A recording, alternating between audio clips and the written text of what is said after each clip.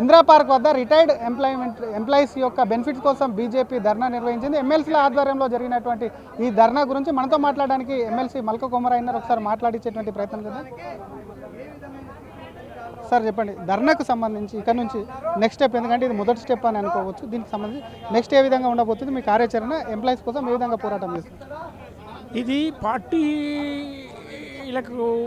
అంటే ఏదో గవర్నమెంట్ను బ్లేమ్ చేసే కొరకు కాదు. ఎందుకంటే ఈ గురువులతోనే మనం పైకి వచ్చాము.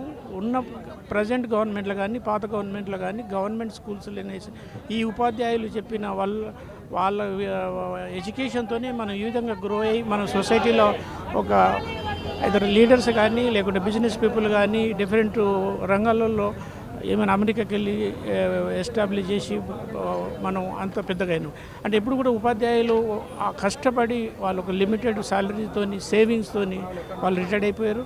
కాబట్టి వాళ్ళందరిది జెన్యూన్ ప్రాబ్లం ఇది. అంటే ప్రతి ఒక్కరు కూడా మనం స్పందించాల్సిన అవసరం ఇది.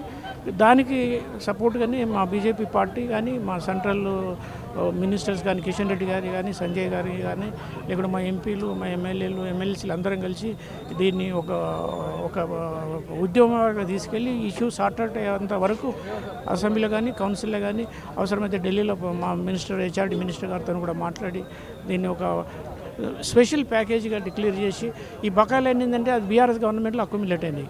కాబట్టి ఈ గవర్నమెంట్ కొంచెం పేమెంట్ చేస్తూ ఉంది, కానీ అదేంటంటే ఆ బకాయిలు దానికి పార్ట్గానే సరిపోతున్నాయి. కాబట్టి ఈ విధంగా పే చేసిపోతే ఈ లైఫ్ టైంలో బాండ్లు ఇస్తున్నామంటున్నారు సార్. బాండ్లు ఏమన్నా అవి బాండ్లు ముందుకు చెల్లుబాటు అవుతున్నాయా?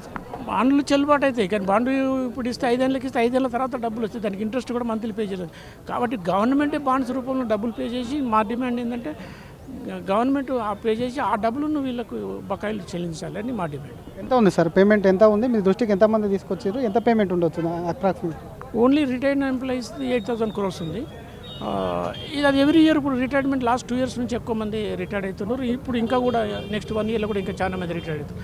కాబట్టి అట్లీస్ట్ ఒక 10-15,000 కోట్లు ఈ ఎంప్లాయీస్ టీచర్స్ కానీ గవర్నమెంట్ ఎంప్లాయీస్కు కేటాయిస్తే తప్ప ఈ బ్యాక్లాగ్ క్లియర్ కాదు. కాబట్టి గవర్నమెంట్ మీరు డిమాండ్ చేసేది అంటే అయితే బడ్జెట్ సపోర్ట్ కానీ లేకుంటే స్పెషల్గా బాండ్స్ కానీ రేజ్ చేసి ఈ వీళ్ళకు ఈ పేమెంట్ కొరకే సపరేట్ అకౌంట్లో వేసి వాళ్ళకి పే చేస్తే ఈ సమస్య సార్ట్ అవుతుంది. కాబట్టి ఈ సమస్య సార్ట్ అవుట్ అయ్యేంత వరకు మేము ఎప్పుడు రిటైర్డ్ ఎంప్లాయ్మెంట్లో ఉండి దీన్ని ఉద్యమాన్ని ముందుకు తీసుకుంటాం. మీరేమో సమస్య సార్ట్ అవుట్ అంటున్నారు, వాళ్ళేమో డబ్బులు లేవని అంటున్నారు. ఆ డబ్బులకు సంబంధించి బాండ్లు ఇస్తున్నామని చెప్తున్నారు సార్. దానికి ఏం చెప్తారు?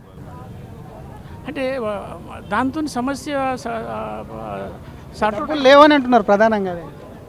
డబ్బులు అంటే వాళ్ళ డబ్బులు వాళ్ళకి ఏనికి డబ్బులు లేవంటే అది అన్యాయం కదా. యాక్చువల్గా ఎనీ కంపెనీ ఏదైనా డబ్బులు రేజ్ చేసి డిపాజిట్ రేజ్ చేసి వాళ్ళకి పే చేయకపోతే అది డబ్బులు సిఏజీ కూడా అదే కాక్ కూడా రిపోర్ట్ చేసింది. ఏంది వాళ్ళ ఎంప్లాయీస్ ఓన్ ఫండ్స్ను కూడా వీళ్ళు డైవర్ట్ చేశారు గవర్నమెంట్స్, పాత గవర్నమెంట్స్. అది చాలా కరెక్ట్ కాదని అఫీషియల్ రిపోర్ట్లోనే చెప్పింది, కాగే చెప్పింది. కాబట్టి సొల్యూషన్ కావాలి. సొల్యూషన్ కావాలి దానికి ఇప్పుడు మనం ఏం మాట్లాడుతున్నాము మనం అర్థం చేసుకొని మాట్లాడాలి.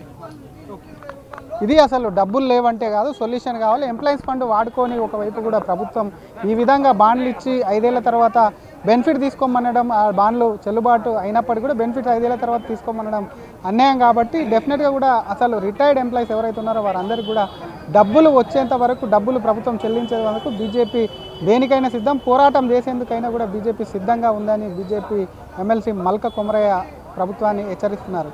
కెమెరామెన్ గజపతో శ్రీధర్. అసలైన తొలి వెలుగు. ఫాలో వాట్సాప్ @తొలి వెలుగు official.